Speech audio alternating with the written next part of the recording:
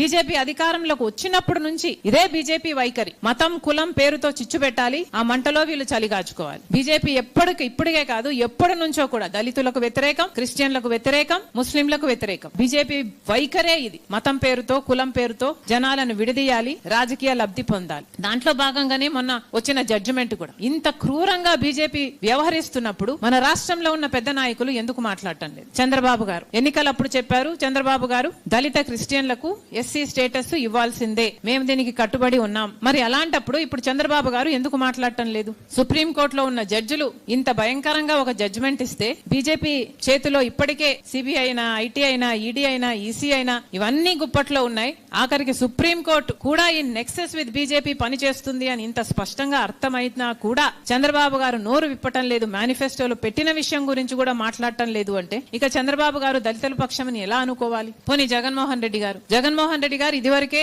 ఒక రెసల్యూషన్ చేశామంటున్నారు, అసెంబ్లీలో పంపామంటున్నారు, మేము దళితుల పక్షాన నిలబడ్డాము, నిల్చున్నాము, ఇప్పుడే కాదు ఎప్పుడూ నిల్చున్నాము అంటున్నారు. మరి ఇంతవరకు జగన్మోహన్ రెడ్డి గారు ఎందుకు నోరు విప్పలేదు? జగన్మోహన్ రెడ్డి గారు ఇన్ని సంవత్సరాలు అధికారంలో ఉన్నారు, అన్ని సంవత్సరాలు మోడీ గారి దత్తపుత్రుడిగానే వ్యవహరించారు. మరి ఇప్పుడు అదే మోడీ గారి దగ్గరికి ఆయన ఎంపీలను తీసుకువెళ్లి, అయ్యా ఈ దళితులు మాకు ఓట్లేశారు, వైసీపీకి ఓట్లేసిన వాళ్ళంతా దళితులే, దళితులు మాకు ఓట్లేశారు, మేము మీకు మద్దతు ఇస్తున్నాం అన్ని బిల్లులలో, మరి వీళ్ళని రక్షించాల్సిన బాధ్యత మీకుంది అని జగన్మోహన్ రెడ్డి గారు పార్లమెంట్ మెంబర్స్ ని తీసుకుని మోడీ గారిని కలిసి దళితుల పక్షాన నిలబడాల్సిన అవసరం ఉందా లేదా?